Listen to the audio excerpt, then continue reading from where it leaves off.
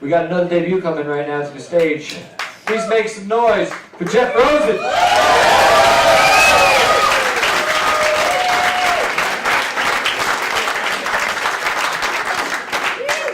When I first found out that I was going to be appearing here, I was extremely apprehensive about it, in that, you know, I have to remember all the words, have to remember my lines, have to remember what order I'm going in.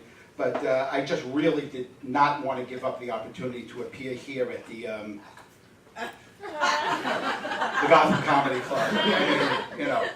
So I ended up speaking to the guy here, and I said, I have a few recommendations for you regarding who I might want to open for me. I threw a few names out at him. I threw out Andrew Dice Clay, Louis C.K., Sarah Silverman, Chris Rock, and he said, you know what, I'm going to make a few phone calls and I'll get back to you tomorrow. And he did that. He called me back and he said, surprisingly, everybody had the same thing to say. Who the fuck is Jeff Rosen? You know what? Fuck them. I had Craig opening for me and he was there. I fly a lot for work. I'm always in and out of airports and always in a hurry, always rushing. And that's why I like to use the curbside check-in if I can.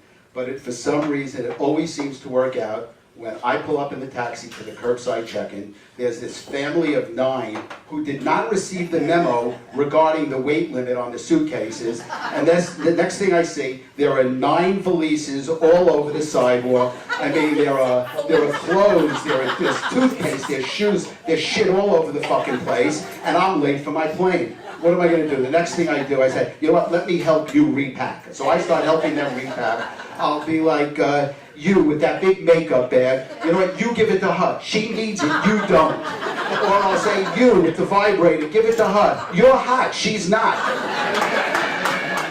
So the next thing, again, now I'm getting later and later, I'm racing towards the plane. As usual, I'm fucking starving. Now I can't stop to get something to eat. Race onto the plane, sitting down. Always seems to happen. There's a guy next to me with a bag like this. He's got 5 appetizers from Nobu sitting there next to me. He's sitting there eating his tuna teriyaki, drinking sake, and I have a little bag of fucking salted pretzels and apple juice. I mean, it's just horrible. I recently decided that I should be getting into shape, and for a long time, thank you. For a long time, people have told me, try yoga. It's great. I said, you know what? I'm going to do it. But I didn't want to just do it with anybody. I wanted to look for the top yogi guru in Manhattan. I ended up finding him, and I was lucky enough to get a spot, the last spot in his class that was coming up the next day. I buy myself a new mat, show up in the class, put my mat down. I'm looking around. There are 6 girls that look like they're incredible swimsuit models. There are 5 guys that look like they could be dancers for the New York City Ballet, and me. But I committed. I'm good to go. I'm definitely going to do this until the teacher walks in. And this guy just got off the boat from India. He gets up, he says, hello, my name is Samir. I am here from India. I will be your yoga instructor today. You take your left leg, put it around the back of your head. You take your right elbow, put it near your nose, and make sure your finger is pointing 29 degrees towards Mecca. At that point in time, I practically broke my fucking Mecca, and that was the end of my yoga.